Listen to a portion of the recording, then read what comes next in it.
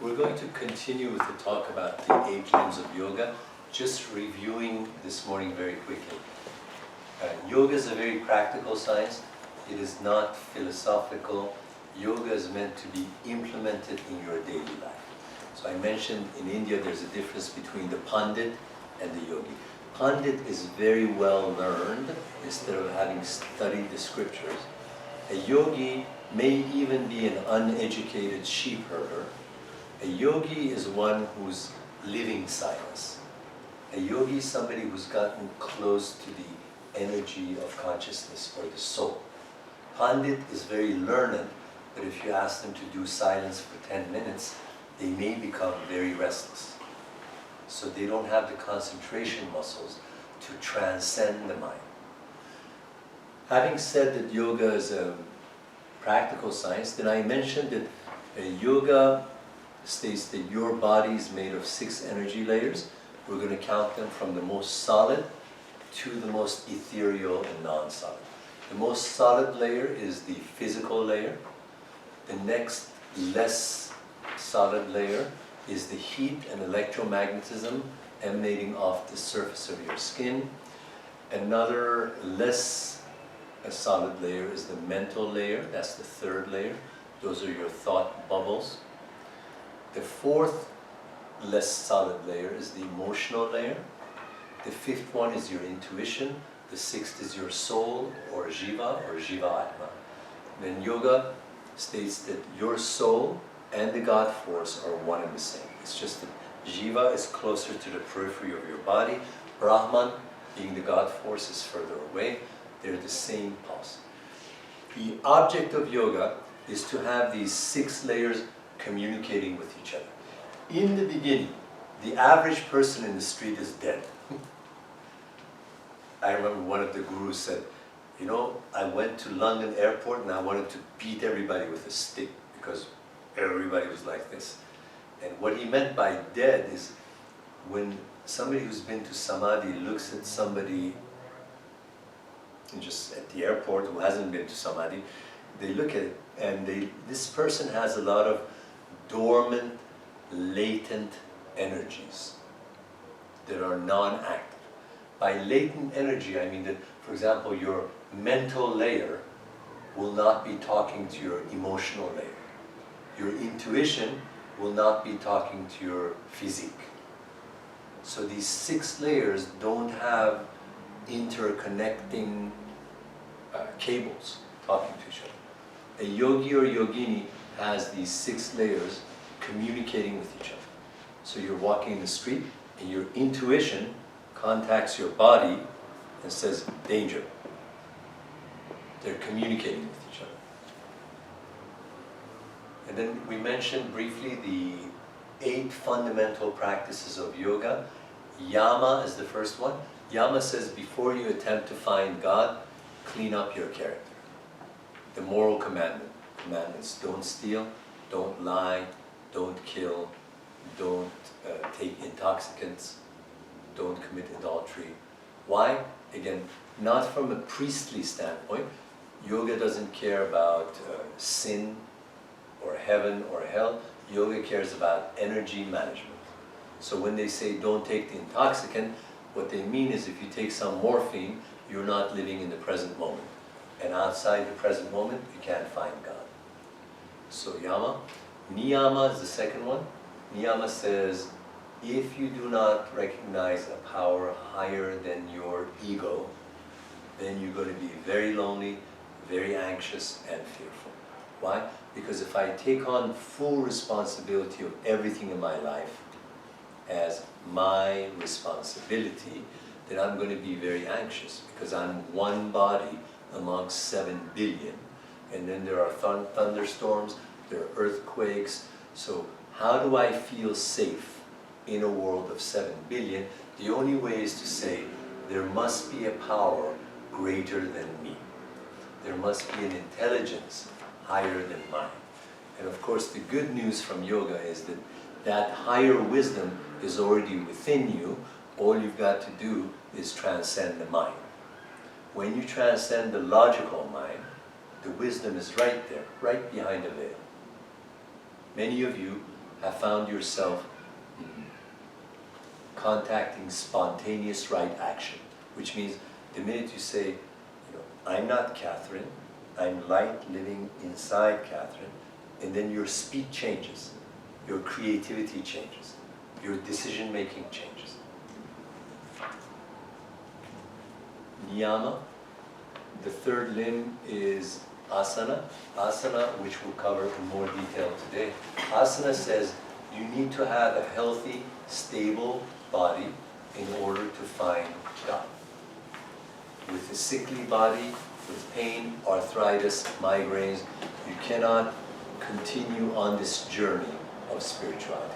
All of you know this journey requires courage because you're going to bump against walls, you're going to have a mental conditioning that forces you to reenact some habits, you're going to have to drop some addictions, so it's a journey for the brave. If you don't have a healthy body, you're not going to last. That's asana.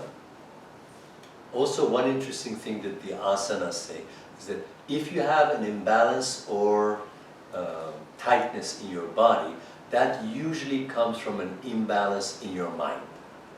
So if my neck is stiff, the asanas say that's because somewhere in your mind you're stiff. For example, if you lock your jaw, that's a reflection of stubbornness. If you have neck and shoulder aches, that's because you're carrying somebody on your back, meaning shame or guilt. So a lot of physical symptoms have to do with the mind. I have a very good student in the Middle East, and his wife didn't want to listen to anybody. She had she had a self-righteous character. So she refused to listen to anybody. And all of a sudden, within a week in London, she caught a virus that rendered her totally deaf. Now she's very happy.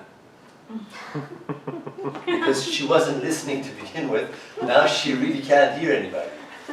So nothing's changed in her life, it's just that we don't bother her anymore. So don't be surprised if some quirks in your mind turn into physical symptoms. If you're carrying your mother on your back in terms of responsibility, all of a sudden you develop this crouch or stubbornness. Anyways, we'll talk about asanas. Then we talked about pranayama. Pranayama means if I can master my breath affects my mind, therefore I can master my mind. And if I master my mind, I can master my actions, results in my life. So master the breath, master the mind, master your life. That's pranayama. Pratyahara, it says, the commander-in-chief of my 5 senses is my mind. So if I put a piece of pastry on my tongue, but I withdraw my mind to, let's say, the chanting of Om, my tongue will stop tasting the pastry. So your 5 senses, as addicted as they are to the major attractions of the world, will immediately withdraw if you withdraw the commander-in-chief, meaning the mind. It's a very good anti-addiction tool. All you've got to do is place your attention elsewhere. Now look at my 2 hands. Put all of your attention on this one. All of it. See every crease. Now put all of your attention on this one. So you see this one starts to disappear. So mind management is as simple as that. Withdraw attention from one thought, put it on one. It's that simple. Why do we fail during the day? It's simply because we lose the mindfulness to conduct the exercise. Or some emotion attacks you, and the emotion is so powerful, you don't want to do the exercise. Like, you can teach a cigarette smoker Pratyahara. You say, put the cigarette between your lips, put your thumb on the lighter, and then start oming, and you won't be able to light the cigarette. That will work. The problem with the cigarette smoker is at some point they say, I don't like Pratyahara, I want to smoke my cigarette. So the technique works, you just put away the technique. Or you lose mindfulness. That's the biggest enemy. You lose mindfulness when emotions are extremely difficult. You are a master when you're able to break the moment during difficult moments. If you can do that, you're way ahead of major part of the world population. If you can break the difficult moment and bring in mindfulness in the middle of a difficult moment. It's like you're hungry and you're getting impatient. You say, oh, look at that, I'm hungry. And then you have a cracker. That's it. If you can gain that mastery, you've got it. Because you'll never be sucked in to mental condition. After Pratyahara, we have Dharana, which means unbroken attention. Dharana means concentration. Beyond Dharana, we have Dhyana, which is meditation. Meditation means one part of the mind turns and looks at the other part of the mind, like consciousness watching the rambling mind. And through the act of observation, the rambling mind will go quiet, through the act of observation.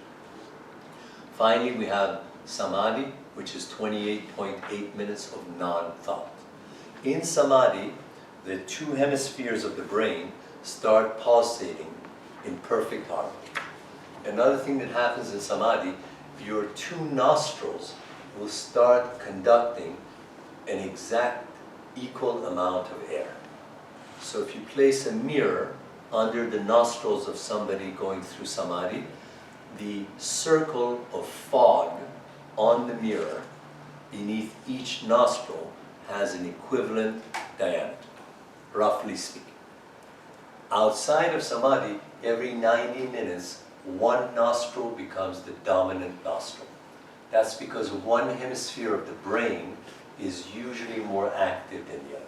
If you're very artistic, the saying is that the right side of your brain is more active. Anyways, on this particular lesson, we're going to concentrate on asanas and pranayama. Asana means comfortable, stable posture. Asanas basically refer to the yogic movements, but in classical yoga, asana means stable, comfortable posture.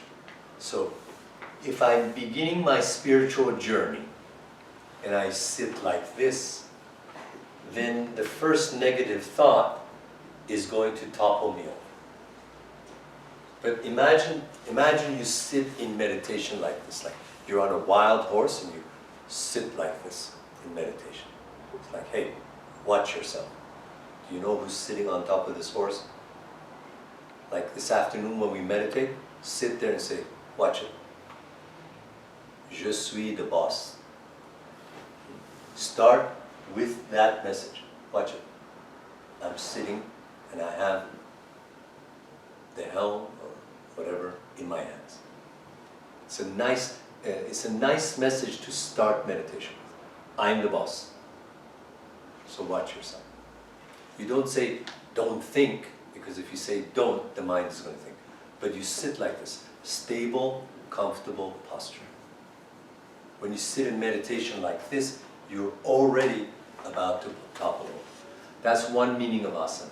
Another meaning of asana is just maintaining health.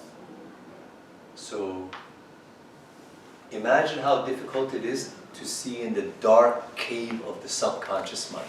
Subconscious mind is full of old images, old memories, old emotions. You need to be very stable and focused to see inside the cave of the subconscious. Therefore, you need a strong body. This way you can look into your subconscious and not believe some of your monsters. Because as you know, Psychological fears scare us. They scare us because we don't know fear. One piece of advice to all of you. If you want to be more comfortable with fear, socialize with fear. Wrestle with it. Say hello to it every day. Go up and hug it. Fear fools people because you don't know fear. You know, fear has 1,000 masks. And because you don't know her, she scares you. Yoga will tell you psychological fear is unreal. It's a paper monster. But if you don't socialize with fear, you won't know her nature. So I invite you to do things on a daily basis so that you get to know fear. If you have fear of poverty, keep greeting it. Let your bank account run down to $96 and then have tea with fear. Say hello to it. You get to see the different masks. Fear comes from lack of information. When you get to know fear, the other piece of advice, if you wrestle with your biggest fear, all the small ones will become a joke. If you're a good student of yoga, you go straight for your biggest one.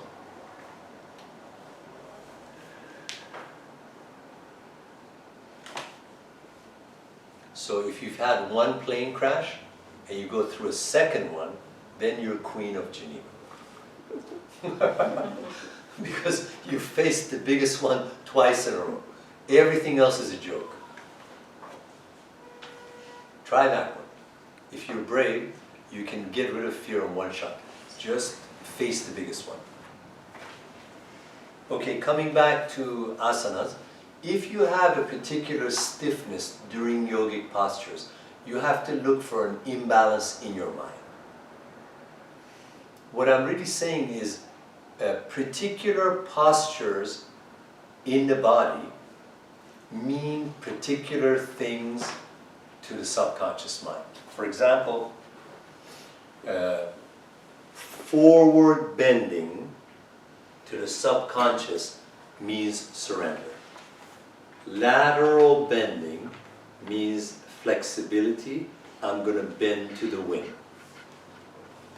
Or balancing postures signal balance in life.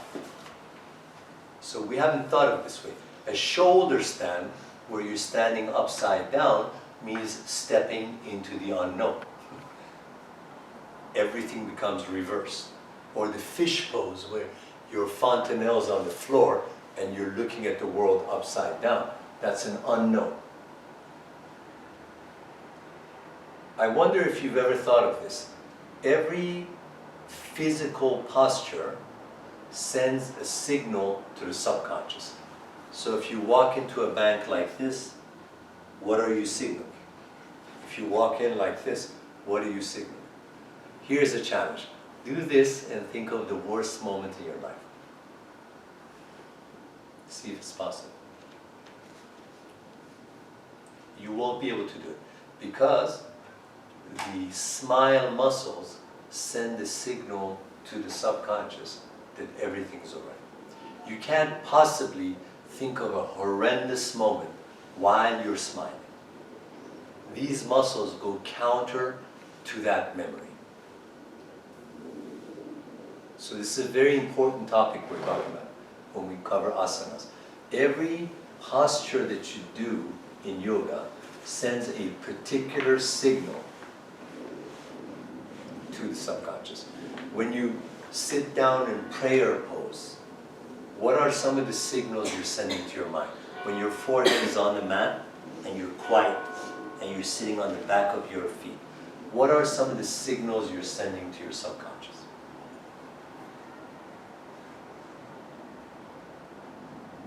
Surrender. Surrender. Another one, when you're down there in the prostrated position, there's also a lot of silence. So you're signaling silence, amongst other things. Humility, for example.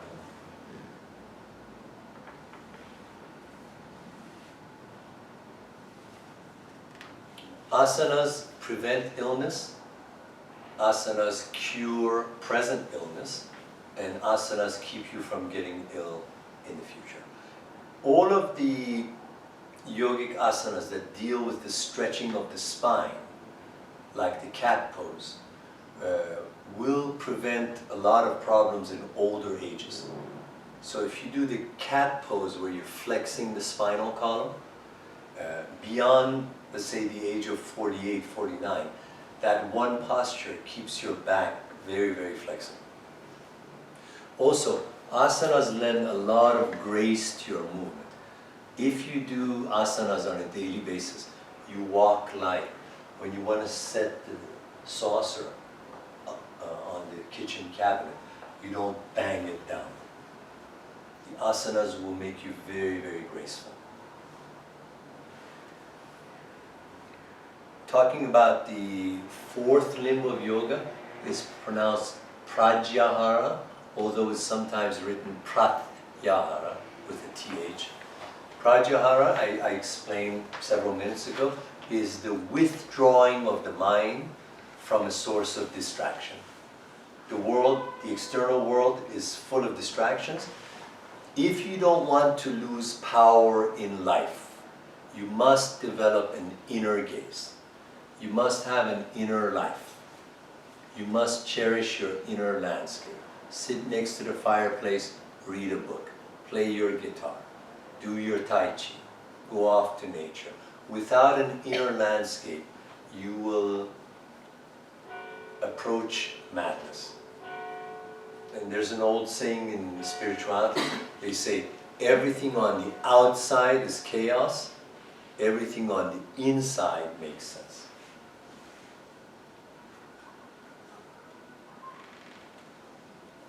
So, Pratyahara means our five senses, because they're designed to desire, our five senses cannot help but desire.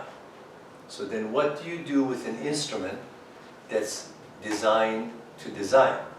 What you do is you take its control mechanism away. The control mechanism behind smell, hearing, taste is the mind. So what you do in Pratyahara, take a very enticing topic, put your five senses on it, and then suddenly take the mind to Om, Om, Om, Om, Om, and you'll see that the five senses lose power. You've had a real experience of this. Some of you sit next to a friend, the friend is telling you all about their life, and then suddenly the friend turns around and says, Cindy, are you listening to me? You say, oh, I'm sorry, I was thinking of something else. So it's not that you went deaf, it's that your mind went elsewhere. So literally you went deaf. That's what happened. Pranayama. Pranayama is mastering the breath. In yoga we say God comes in with your breath. The life force comes in with the breath. Breathing has 4 stages. First, God comes in, inhale. Then the hold after the inhalation is when you heat up this God force and send it down 72,000 canals called nadis. These are pathways for the life force to go through. So, God comes in, you heat up the God force, send it through 72,000 channels, and then exhaling means you toss out all the toxins, negative thoughts, lack of forgiveness, all of that. And then the holy moment is the very, very long pause at the end of exhalation. According to Kriya Yoga, which is what I teach, according to Kriya Yoga, the holy moment is the long, long pause at the end of exhalation. What I recommend you do is, as you're exhaling, say to yourself, I, the spirit, am riding the exhalation out and leaving the body and the mind behind. I, the spirit, am riding the exhalation out with all the toxins. I leave the mind and the body behind. And that gives you the feeling of lightness of being, the incredible lightness of being. The characteristics of proper breathing: rhythmic breath, like a clock; deep breath, stomach fills up, ribs move out, chest cavity is full of breath, you take in 7 times more oxygen. Slow breath, big gap between inhalation and exhalation. Unbroken breath, quiet breath. These are the qualities of proper breathing. The other thing is, you breathe with your stomach muscles, not the chest. The reason is, the tiny sacs that exchange carbon dioxide with oxygen, called alveoli, most of them are down at the bottom of the lung. So what happens is, when you push out your stomach, the diaphragm, which is dome-shaped, the diaphragm goes down, allowing the lungs to hang down fully so that you can breathe into the bottom of the lungs, where most of the alveoli are. So the oxygen to carbon dioxide exchange is much more effective with abdominal breathing. But concentrating on the breath brings you to the present moment immediately. So when you're mindful of breathing, you land right in the present moment. Meditating on the breath makes your movements very graceful. Meditating on the breath makes you very concentrated.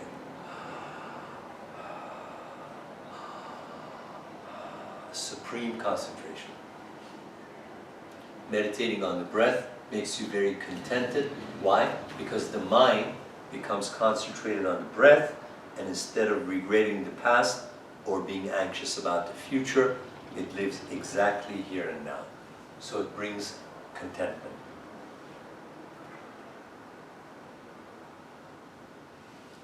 Every mental attitude affects the breath. So if you're angry, you breathe fast. If you're scared, you gasp, so forth and so on. So if you can't control the mind, you can control the breath. What the sages found is that it's very difficult to control the mind, but much easier to control the breath. So why don't you control the breath in order to control the mind? So we'll do a simple exercise together. When I take my hand up, that means inhale. When I bring my hand down, that means exhale. So we'll start with normal speed. Let's breathe.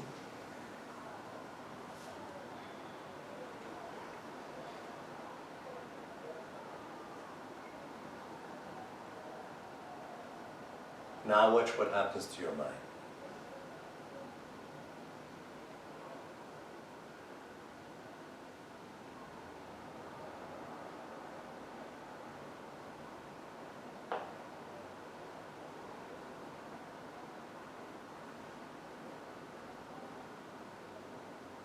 So by slowing down the breath, we calm down the mind. That's pranayama.